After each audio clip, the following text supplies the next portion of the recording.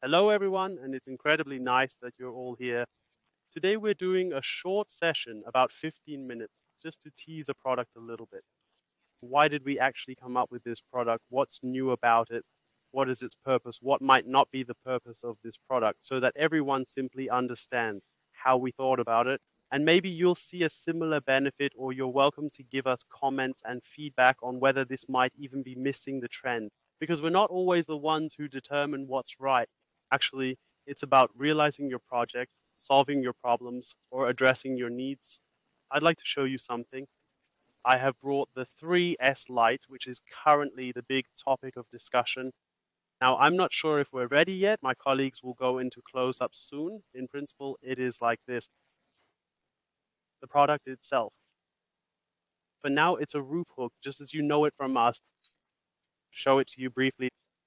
The situation is that we have initially kept our classic design here. We have our three-step base plate. We still have our K2 typical perforation in the base plate with the different heights to essentially penetrate the screws vertically in a line. And we have the height adjustment to properly accommodate the different batten heights. But you can already clearly see that the product looks a bit different at this point. The bracket has changed. Why all this? You all know your usual 3S, and many of you might come from a time when a lot of work was done with stainless steel roof hooks, or where you had the problem that we perhaps explicitly uh, we have very flat tiles, whether clay tiles that are very flat in the mounting or concrete tiles where removing material is always a bit more challenging. We said, okay, we need to present a qualitative alternative to stainless steel, which means let me remove the bracket. It's basically solely about these few millimeters here, and they are ultimately decisive for success or failure in the project. And it's about getting this product to the same width. Let's see how we can get this into the camera this way, or actually I'll hold it the other way around shortly. It's about reaching this exact height so we can easily proceed with the flexing process. Similar to the stainless steel roof hook, the aim is to achieve everything in such a way that we can essentially patch and work in the same format, but with all the functionalities we have in aluminum, meaning with the full 10 centimeters of adjustability. On the base plate with the height levels, and very importantly, when cutting out under the roof hook, you only need 5 millimeters of clearance because we don't have as much flex as with stainless steel. That means we don't have to keep 10 centimeters free to the next roof tile, but only 5. That means we remove less and we have fewer height differences at that point. Small special feature, we have focused on the omitting drilling with the screw. Many ask whether that's a structural problem. It's not, because honestly, the screw here doesn't support anything. It's just for locking, auxiliary tool, I'd say. But ultimately, it's also something that, of course, affects the costs because A, the thread has to go in there, the screw has to go in there, and accordingly, it's like this. We said if we're already approaching stainless steel, then we also have to approach the product price somewhere. And that's why we've created this solution here and simply dispensed with things that aren't necessary. How are we planning the whole thing as usual in K2 base? I'll quickly head over there. And in principle, we have the selection option in base as always. I prepared a very simple roof plan here. And as you may have already noticed, we've newly integrated the roof hook finder button in base. If you click on that accordingly, then you go directly to our MyK2 platform, which means you are logged into the MyK2 system, and then you select the type of seal you are dealing with. We now have Neskamp Siegel here, Finkenberger pan, and then you'll immediately see everything clearly. K2 recommends 3S, 4S, and 3S Lite. Now, I'll show you the advantage live while working it out by going to the exhibit where you would make adjustments. We know that it works, so we are switching here as usual. It adjusts the planning, checks that statically everything works out as always, and in the end sets the accents normally. And then we see here where we end up price-wise compared to a classic roof hook. So I'll go over to the exhibit, show you live what I mean by grinding. We have prepared our 2 exhibits for your review. Here we have the version with minimal meat application on sound, and we can clearly see that we have very little milling on both sides, which our colleagues have, of course, prepared excellently. The quality of their work really shows in the final product coming out, and that we can come out wonderfully here at the same level without needing a lot of material or creating a large gap to achieve a perfect installation result that meets all expectations. And with the concrete variant, we have the opportunity here to work cleanly with very little material removal just in the cover tile, and ultimately to fit seamlessly back into the structure. And with that, we have created the ideal result. So last but not least, that's one step further. And you should always keep in mind at this point, in the end with stainless steel, as usual, when we build it in the old variant, we are always bound to the hammer head screw, which means solid rail on top. Tinker with the hammer head screw, make a quarter turn and screw into the non-visible area. And what I always point out is that the most dangerous thing about the hammer head screw is that you don't see if it's really seated well when you work with a wrench. With the ratchet and jammed, there's always a chance the hammerhead screw gets stuck. The situation turns back because it simply opens up again. The dangerous part isn't the full return, because truthfully, the full return lets you lift the rail.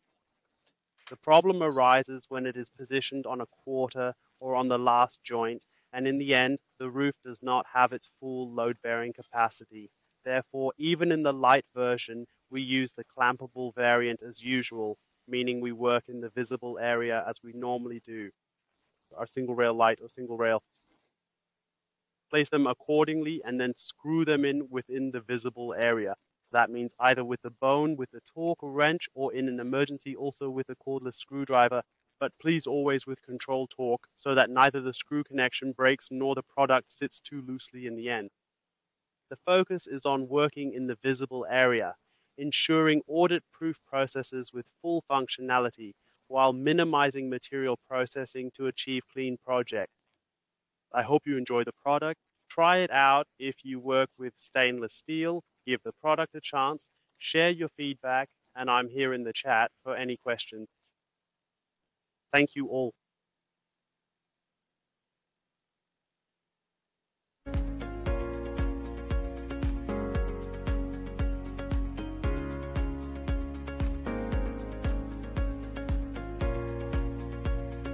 So then the first questions are already there. So question number one, do you need more roof hooks with light? Not more than with stainless steel, but generally more than if I can work with a normal 3S.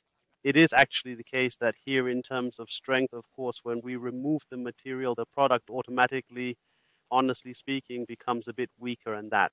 This means in some load combinations, we're back on every rafter more quickly rather than every second one, as you're used to from the third scenario, from the threes, as you are accustomed to. However, as I mentioned earlier, our primary objective was to replicate the functionality of aluminum and consequently replace stainless steel with it. So we did not specifically attempt to extract the last gram in order to be able to alternate again. Correspondingly, the other option was not feasible at that point because we needed the material. This essentially means that, yes, we require more material in relation to a classic load case 2 and load case 3 combination when compared to a 3 seconds configuration. The calculations support this conclusion, but we don't need more, or we need just as many as we would need with stainless steel anyway. When it comes to height adjustment, here's how it works. In the rear steps, we have the normal lath function, and in the front joint area, it's actually the case that with the current 3S variant, we cannot make any further height adjustments because it is primarily the 3S model. But I'm pretty sure that we'll be bringing out a 4S Lite relatively soon. Maybe by Intersolar next year or sometime in between. I'm not 100% sure how far the tests have progressed. Otherwise, for the upper adjustment, we still have our distance plate. It's a plastic plate that can be applied to gain a few extra millimeters on the upper cantilever. It's not the full 2 millimeters as we know from the 4S, but it provides the opportunity to add a bit more height at the top. Then exactly a 4S Lite is coming, which I've already kind of teased a bit. Then the adapter plate that the Force glasses have. For new construction, yes, that's exactly how it works.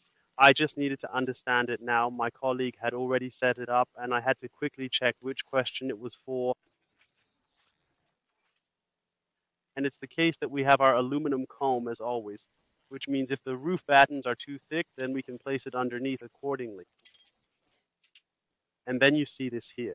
Depending on which way you want to apply it, you can turn it this way or that way, which means we always lie completely flat and have the possibility to always use the outermost pair of holes or the middle pair of holes, regardless of whether you're at the stop on the right side or at the stop on the left side. So that works too.